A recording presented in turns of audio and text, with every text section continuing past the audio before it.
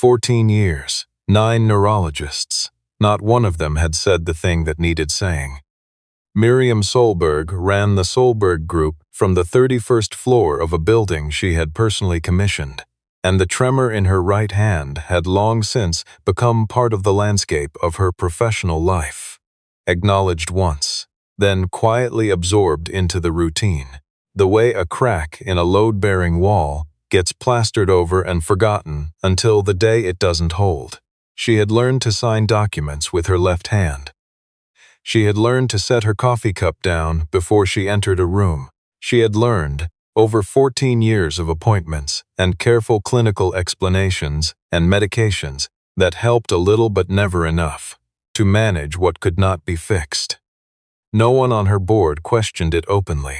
Her executive assistant, Lorene Kask, arranged her calendar so that no meeting required handwriting in front of an audience. Her legal counsel couriered signature pages to her private office rather than producing them at the conference table. The accommodations were invisible and efficient, and they had been in place so long that the people who maintained them had forgotten they were accommodations at all. Until the morning of the annual building systems inspection, no one had thought to look at Miriam Solberg the way a person looks when they are actually seeing something rather than managing it. Noel Baxter arrived at the Solberg building at 7:50 in the morning with a scuffed aluminium clipboard, a tool bag that had seen better years, and the quiet, unhurried manner of a man who had long since stopped needing people to know he was competent. He was 47, not tall, with the particular economy of movement that comes to people who have spent 2 decades working in tight mechanical rooms and confined ceiling spaces. His company jacket was clean. His steel-toed boots were not new. He had ironed the jacket that morning at 6:15, standing at the kitchen counter while his daughter Petra ate toast across the room, explaining at length why her school's new rule about hats was, in her considered opinion, structurally flawed. He had listened to the full argument. He had told her it was a good point, poorly timed. She had accepted this and finished her toast. The inspection was routine. Noel had been through the Solberg building twice before, and he knew the mechanical layout well enough that the building's facilities manager, a nervous man named Trevor Goss, trailed him at a respectful distance rather than leading. Noel moved through the basement plant room, the intermediate mechanical floors, and the rooftop cooling systems with the methodical thoroughness that had made him, in a previous professional life, one of the most respected structural systems engineers in the province. Before cost-cutting restructuring had eliminated his firm's engineering division and left him at 43, deciding between retraining and something else entirely. He had chosen something else. His wife, Leanne, had been sick by then, and the retraining would have required a year of evening courses, and there were no spare evenings. Inspection work had flexible hours and enough technical depth to hold his attention, and it paid reasonably, and it meant he was home by 5 most days. That had mattered more than the rest of it. Leanne had died in the spring of the year Petra turned 6. It had been a long illness, which is to say it had been a long preparation for a loss that was not, in the end, any easier for having been anticipated. Noel did not speak about it much. He was not a man who processed grief aloud, which his sister in Winnipeg said was a problem, and his daughter had simply worked around, the way children do when they understand that the adult in their life is doing the best that can be done with what is available. The 31st floor was the last on his checklist. Miriam Solberg's executive suite occupied the east wing. Noel was not scheduled to enter it. His inspection covered building systems, not office space. But Trevor Goss had flagged a sensor irregularity in the climate control panel located in the suite's secondary boardroom, and someone needed to look at it. Lorene Kask met them at the elevator with the composed, information-efficient manner of a person who had been running someone important's calendar for a long time. She led them down a corridor of pale limestone tile and floor-to-ceiling glass toward the secondary boardroom, which was separated from Miriam Solberg's main office by a short passageway and a set of frosted glass doors. The frosted doors were partially open. Noel glanced through them without intending to. It was not professional curiosity, not exactly. It was the reflex of a person trained to read a space for the information it holds, the particular habit of a man who had spent 20 years understanding how systems worked by looking at how they were used, not just how they were built. Miriam Solberg was at her desk, signing a document, or attempting to. Her right hand held the pen, but the movement was wrong in a way that Noel's nervous system registered before his brain had fully assembled the thought. The pen scratched, stopped, scratched again. Her wrist held rigid. The tremor was visible but not constant. It appeared specifically when the pen touched paper and disappeared when she lifted her hand. When she reached for her coffee cup, the movement was smooth. Noel stood in the passageway for a moment longer than he should have. He had seen this before, not in a clinical file, not in a neurological context, but in a person he had loved. In a kitchen in Kanata, on a Sunday afternoon 4 years before Leanne got sick, when she had set down the music she was trying to transcribe and said, quietly, that her hand was doing the thing again. Leanne had played piano since she was 5. The task-specific focal dystonia had arrived when she was 31 and taken 2 years to correctly identify after an initial misdiagnosis of early essential tremor. The tremor appeared only when she played, only when she wrote. Her neurologist in Ottawa had eventually recognized the pattern. The motor retraining had taken 8 months. She had played again. The pattern in Miriam Solberg's hand was the same. Not essential tremor, not early Parkinson's. Something that disappeared the moment the specific task that triggered it was removed. Something that 14 years of neurological assessment had, apparently, never named correctly. Trevor Gossi was talking about the sensor. Noel turned his attention back to the boardroom and spent 20 minutes on the climate control panel, replaced a faulty thermostat coupling, documented the work on his tablet, and said nothing. He was in the elevator before it occurred to him that this was a choice he was making. To say nothing was also a decision. He stood with his tool bag and his clipboard and let the doors close and thought about it for 4 seconds. Then he pressed the button for 31 and rode back up. Lorraine Kask was at her desk when he came through the glass doors alone. "I need a minute," he said, "with Miss Solberg, 30 seconds." Lorraine looked at him the way a gatekeeper looks at someone who has just deviated from the agreed-upon script. Her pause was brief. Something in his tone, or perhaps simply in the fact that he had come back, moved her. She opened the office door. Miriam Solberg looked up from her desk. She had her reading glasses pushed up and the document still in front of her, and she looked at him with the focused, slightly impatient attention of a person who does not have unscheduled interruptions built into her morning. "The inspection is complete," Noel said. "I just wanted to tell you something." He did not look at the document. He looked at her. "The way your hand shakes when you write, it stops when you pick up your coffee cup." The room went quiet. "That's task-specific focal dystonia," he said. "It's not what they've been treating you for." Miriam Solberg did not move. "I'm sorry to have walked back in. Have a good morning."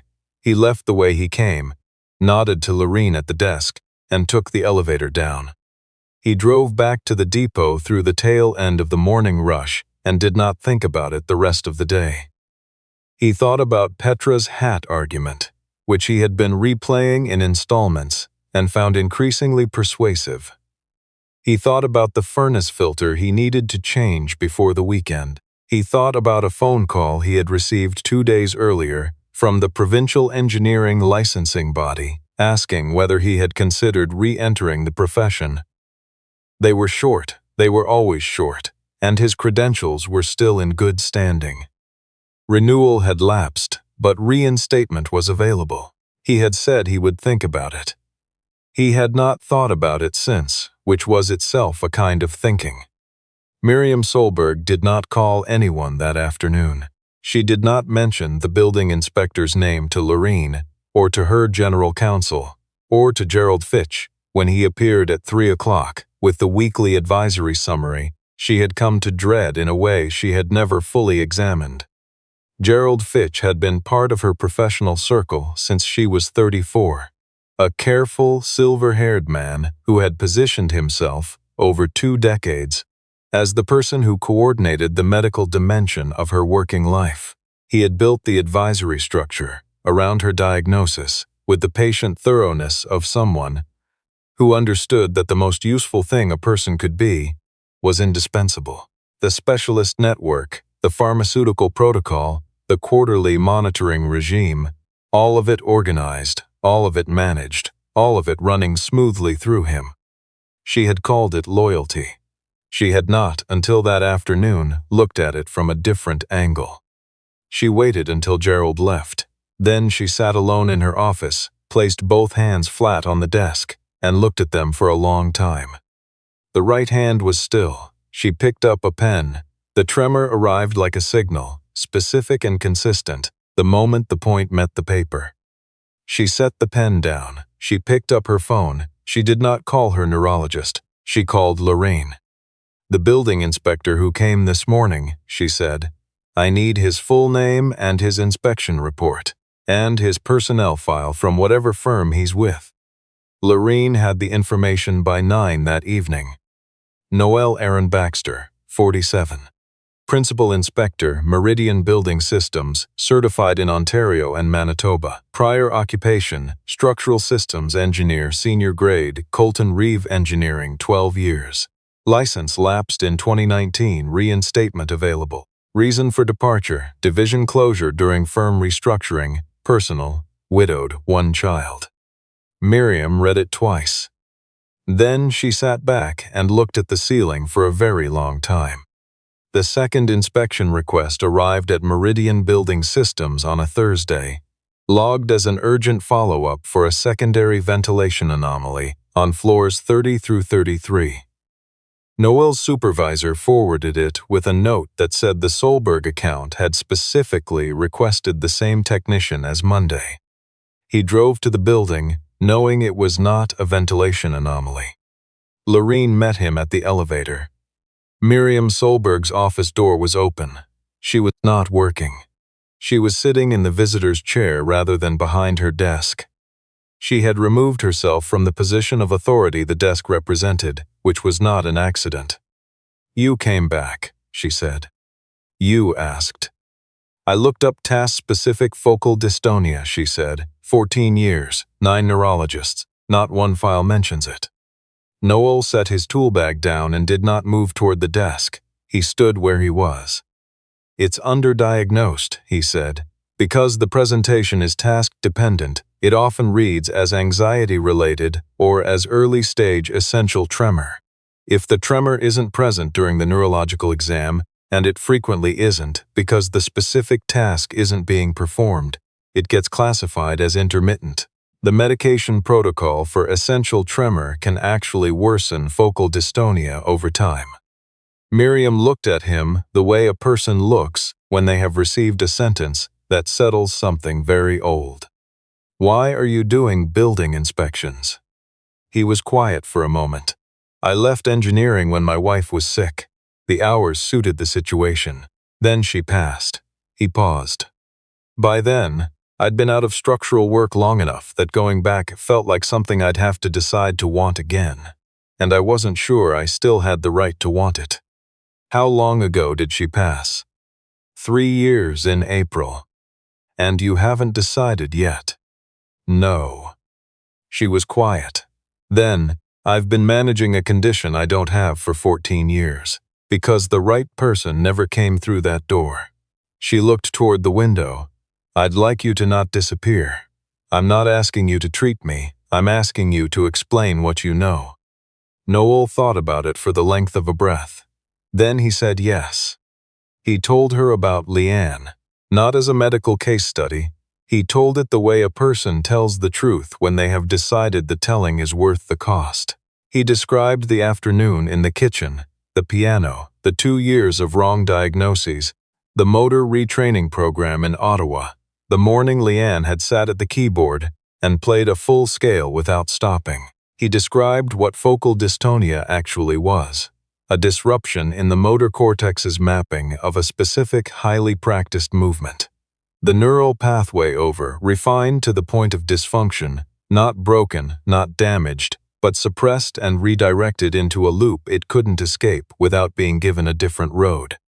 Miriam listened in the particular way of a person who has been waiting for the right sentence, without knowing what it would sound like until it arrived. Motor retraining, she said. 8 to 12 months, typically. Specific exercises, gradual re-exposure. A physiotherapist trained in focal dystonia protocols, he paused. Not me, I'm not a neurologist. You're the only person in 14 years who has said the right thing. He didn't answer that. He looked at the floor of her office, which was pale stone, very clean. There's a clinic in Toronto, he said. At Sunnybrook, Dr. Constance Yu, she runs the Movement Disorder Rehabilitation Unit and has published on focal dystonia specifically. Your neurologists should have referred you there. They should have, Miriam said. They didn't. The reason they hadn't arrived 2 weeks later, in a set of documents that Lorene assembled from the company's medical advisory archive, with the careful, efficient silence of a person who has understood for some time that something was wrong and has been waiting for permission to say so. Gerald Fitch had been receiving an annual consulting fee from Northbridge Pharma since 2014. Northbridge manufactured 3 of the 4 medications currently in Miriam's long-term protocol. Medications prescribed for essential tremor, with no clinical basis for her actual condition. The fee was routed through a private medical advisory company registered under Gerald's son's name in New Brunswick. 12 years. Just over $900,000 in total. There were other things. A specialist referral that had been canceled and rebooked with a different physician in the same week. Miriam's previous neurologist had noted a possible task-specific pattern in a consultation summary. A research paper on focal dystonia in executive function patients, published in 2017, that had never appeared in any of the briefing materials Gerald prepared for her annual reviews. An internal note, in Gerald's handwriting, attached to a treatment summary from 2020. Continue current protocol pending Q4 board cycle. Miriam read through the folders alone on a Sunday evening with the methodical focus she applied to quarterly earnings reviews. By the time she set the last folder down, the room was dark and she had not turned on a light. Gerald Fitch's suspension came on a Monday. Miriam called it a temporary leave pending an internal governance review, language that was carefully accurate and completely understood by everyone in the room. She presented the financial disclosure to her board chair, Eleanor Mass, in a closed session that lasted 40 minutes.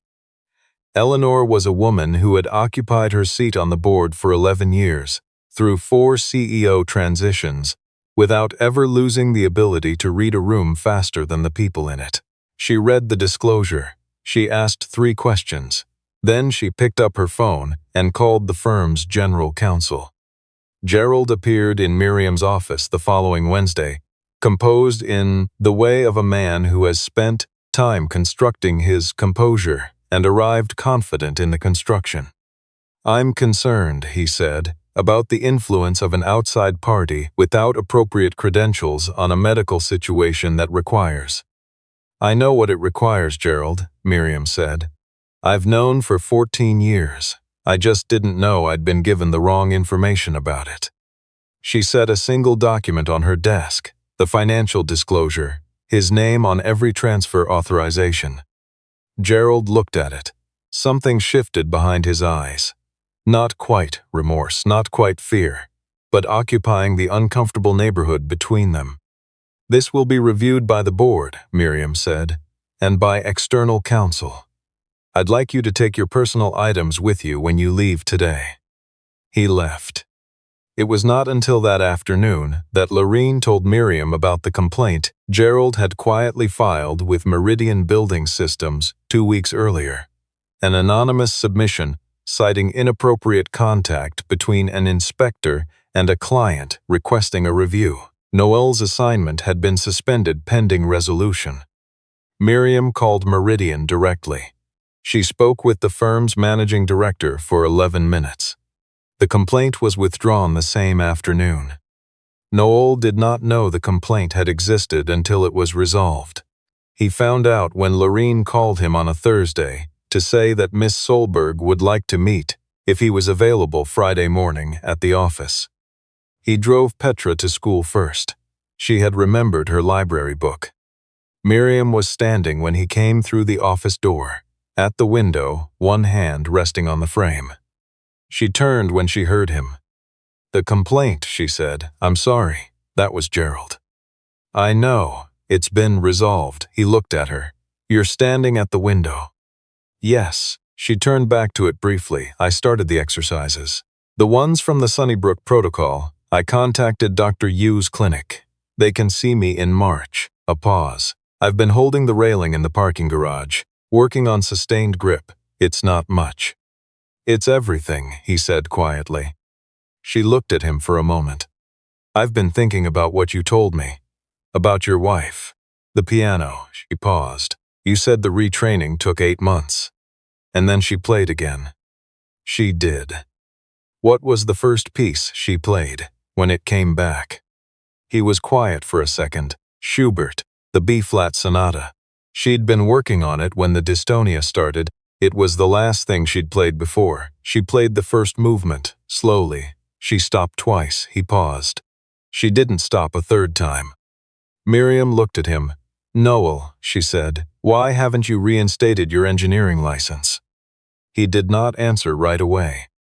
"You knew how to help me," she said. "You've known how to help people this entire time. You didn't stop knowing. You stopped believing you were allowed to." He looked at the window. The street below was wet from an early morning rain, the way Toronto streets look in November. Gray and bright at the same time. Everything slightly more itself for having been washed. "My daughter drew a picture last week," he said, "for a school project. A woman at a window standing up." He paused. "She said she drew it for someone who was going to stand up soon. She didn't know your name. I hadn't told her." He looked at the floor. "She gets things sometimes. I can't explain it." Miriam was quiet for a moment. "What's her name?" "Petra." She almost smiled. "How old?" 9, going on 42. "She's right," Miriam said, "about the standing, and I think she's right about you too." She looked at him directly. "The license reinstatement. The provincial body called you." "They did." "And?" "I said I'd think about it." "Think out loud," she said. 30 seconds, right now." He was quiet. Not the silence of a person without an answer. The silence of a person who has been carrying an answer long enough that saying it aloud requires setting the weight down first. "I was good at it," he said finally, "at the engineering work. I understood how things were built, why they held, why they didn't." He stopped. "After Leanne, I didn't trust my own judgment enough to be responsible for something that mattered. If I got something wrong, if I missed something, I didn't know who would pay for that. And I'd already watched someone pay for something I couldn't fix." Miriam was quiet. "That's not the same thing," she said carefully.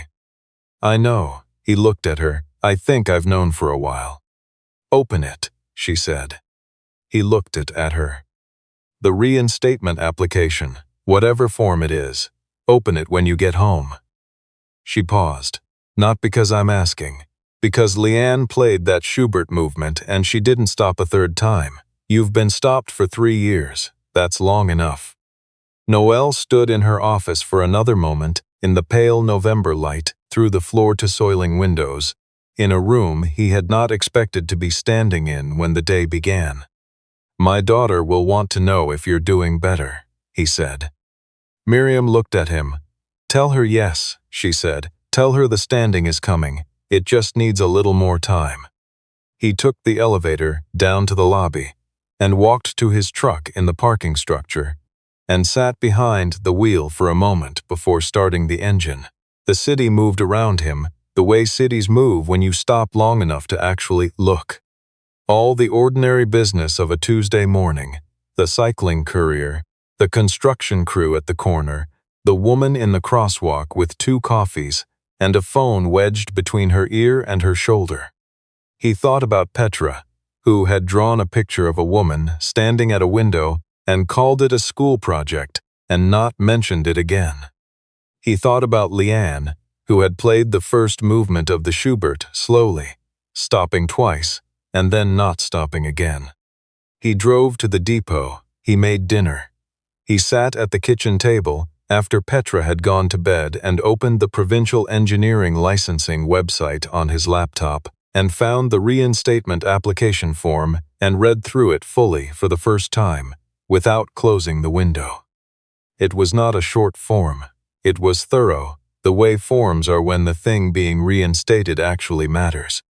He answered the first question, then the second, then he made tea and came back and finished the rest of it. He was almost done when his phone buzzed on the table.